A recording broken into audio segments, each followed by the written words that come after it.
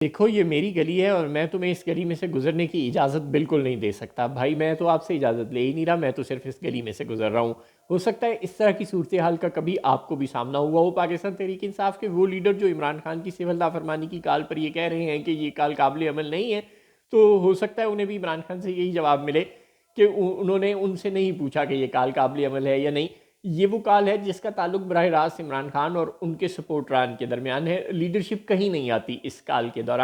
درمیان شاید عمران خان کی یہ کال شاید ان کی اپنی پارٹی کی باہر موجود لیڈرشپ سے دل برداشتگی ہی کا نتیجہ ہے۔ یہ وہ کال ہے جو براہ راست بٹوین عمران خان اور ان کے فالورز ہے، اس میں لیڈرشپ کہیں نہیں آتی، اس نے کچھ نہیں کرنا، اس نے لوگوں کو اکٹھا نہیں کرنا، بسیں نہیں بھرنی، اسلام آباد کی طرف مارچ نہیں کرنا، کچھ بھی نہیں کرنا۔ لوگوں کو شاید گھر گھر جا کر کہنے کی بھی ضرورت نہ پڑے پاکستان تحریک انصاف کی موجودہ لیڈرشپ کو۔ کارکنان کی اور جو سپورٹران ہیں عمران خان کے، جو ان کی جماعت کے ووٹرز ہیں، وہ براہ راست اگر اس کال پر عمل کرنا چاہیں گے،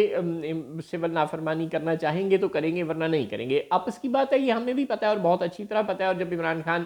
نے پہلے بھی آج سے چند سال پہلے آپ کو یاد ہوگا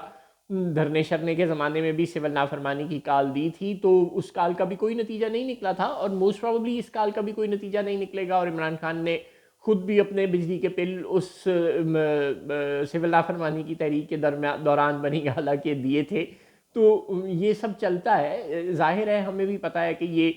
ایک سیاستدان کی پریشر ڈالنے کی کوشش ہے، وہ کوشش کرتے رہتے ہیں، ٹائم بائی کرنے کی بھی کوشش آپ اسے کہہ سکتے ہیں۔ انہوں نے ایک طرح سے پھر حکومت کو ایک ٹرک کی بتی کے پیچھے تو لگا دیا ہے نا۔ عمران خان کی کامیابی یہ ہے کہ وہ مستقل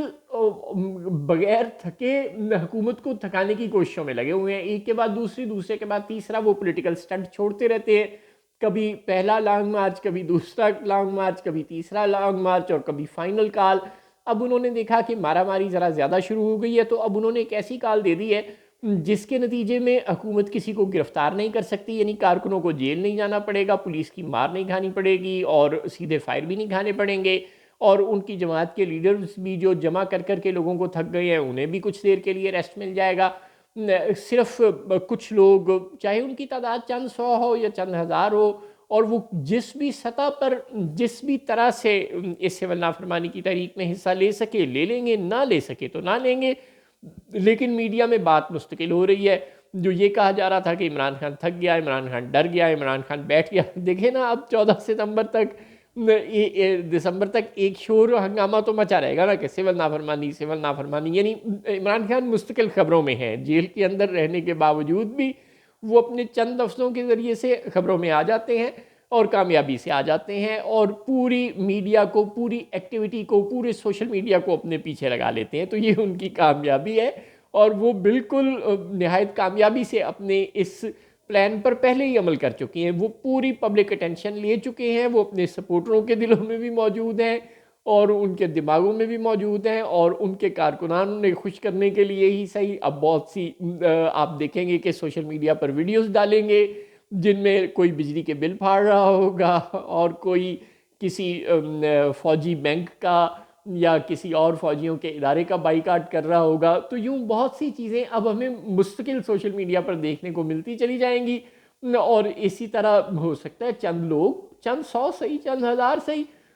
اس میں عملاً حصہ بھی لے لیں۔ تو لیڈرشپ کو پرائی شادی میں عبداللہ دیوانہ بننے کی بالکل کوئی ضرورت نہیں ہے، نہ ہی رانا ثناء اللہ اور محسن نقوی کو پریشان ہونے کی ضرورت ہے۔ عمران خان آپ دیکھیں گے کہ اس کال کے بعد کوئی اور کال دے دیں گے اور اس کال کے بعد کوئی اور کال دے دیں گے۔ وہ تھک کے بیٹھنے والے کسی صورت نہیں، وہ اپنے چند لفظوں کے ذریعے ایک نہ ایک ایکٹیویٹی جنریٹ کیے رکھیں گے اور آپ کو تھکا تھکا کر ماریں گے۔ یہ انہوں نے فیصلہ کر لیا ہے۔ اب تحریک انصاف کی لیڈرشپ ان کے ساتھ چلے نہ چلے، ان کے لیے ان کے سپورٹران بہت کافی ہیں۔